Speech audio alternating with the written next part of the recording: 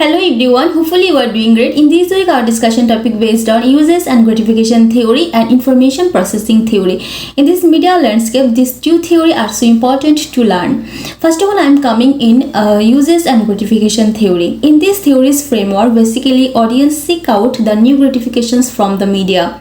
As we are used to use several legacy media such as television, radio, actually they spread information or program for us, just they are in their fixed time and we have to wait for that. But in new digital media, actually we have no time bound and we can use anytime, we can watch any content by our preference, and we also can make interactions and also can build community. So I think in this new media platforms, two types of characteristics of use and gratification such as demassification and asynchronity, it plays an important role here and create several new gratifications for us.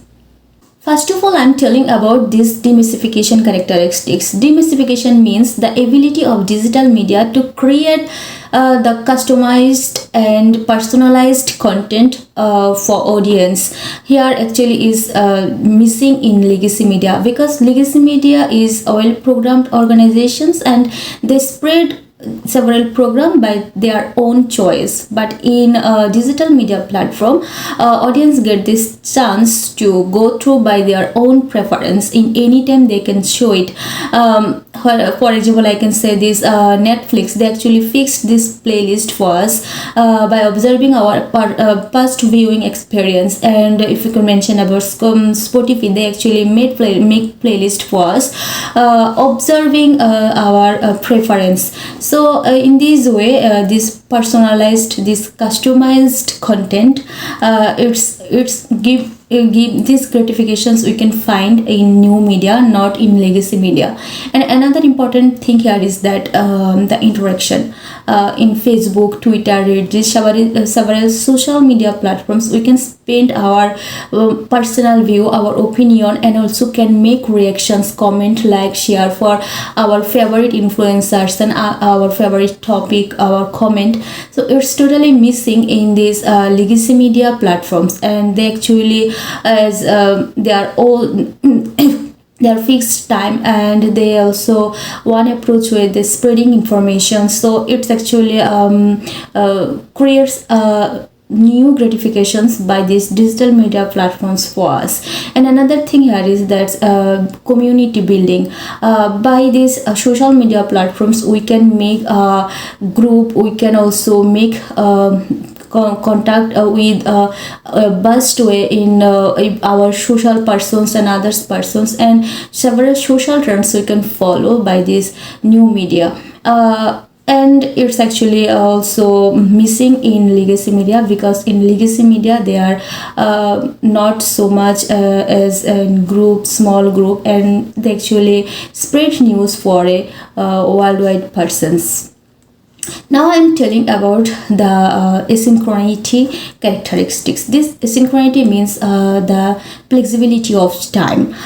If we compare this digital media and the legacy media, then you can watch that in digital media platform there have no time bound. We can do anything in any time. We can watch anything in any time, in any place. But in legacy media, they have a rule and time bound, and when time, which way they actually will broadcast any news. It's totally depend on them. But in digital media platform, it's depend on us, and we also think about that which types of things, when we will watch it.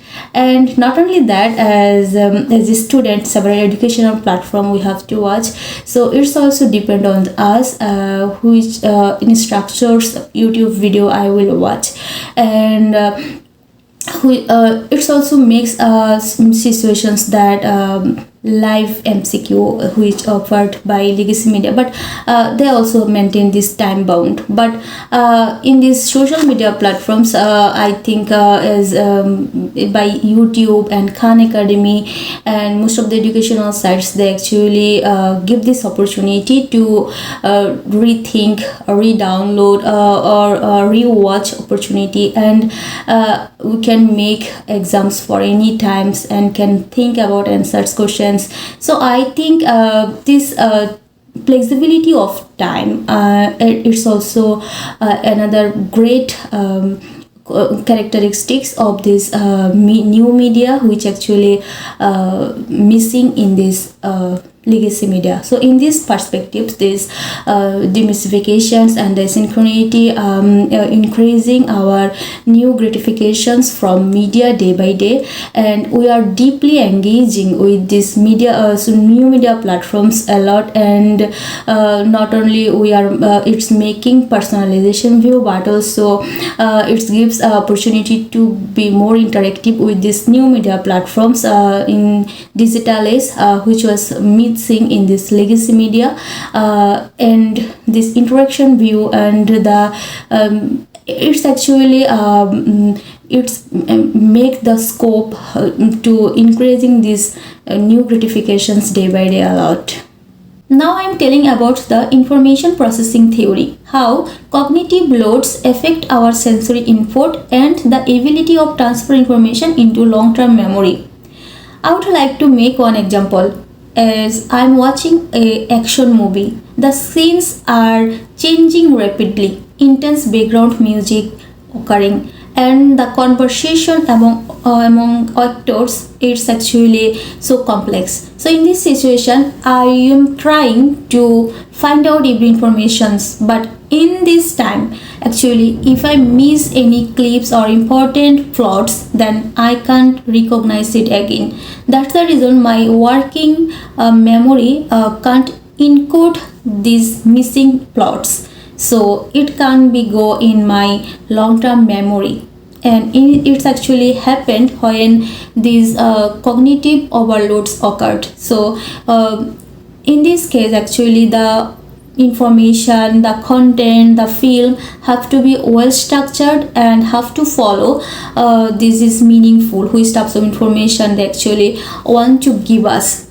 And another example I would like to make that if I read any news articles, here this pop-up ads and several irrelevant issues, the convergence of video, audio, text, and a lot huge information text actually they put. So somehow any important clips I can be missed. So it happened when these irrelevant issues occurred, and these cognitive loads make extreme situations for audience. So in this time, actually, this it's can't capable our sensory input to make all types of visually and auditory information can code, and the working in memory can't capable to encode all types of information. That's the reason without this working in memory, the sensory input can't go in long-term memory. That's the reason actually this when this cognitive overload occurred, our working memory can't encode every information, and that's the fact the long-term memory can't get this information, and this transformation of information, this processing destroyed. And finally, I'm telling about why it's important to return in working memory for the retrieval of data from long-term memory. As we know, this long-term memory actually stored information for upcoming using, and the working memory actually encode the data from sensory input. And it's important for our making decisions, problem solving, and understanding any clips.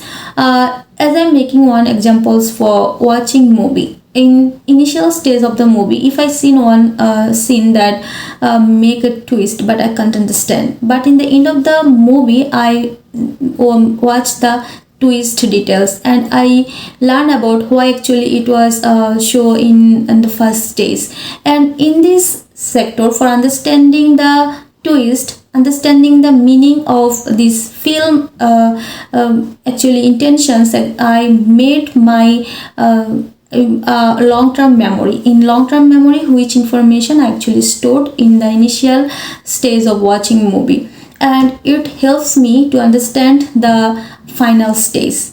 It's actually happen when we feel the necessary to go this working place again, because this working place actually serves as us for making this manipulation and making understanding for an information. If this working, we can't go in working place and this not happen, then we actually can't make these understanding situations. So this was my discussion for this week. Thanks everybody.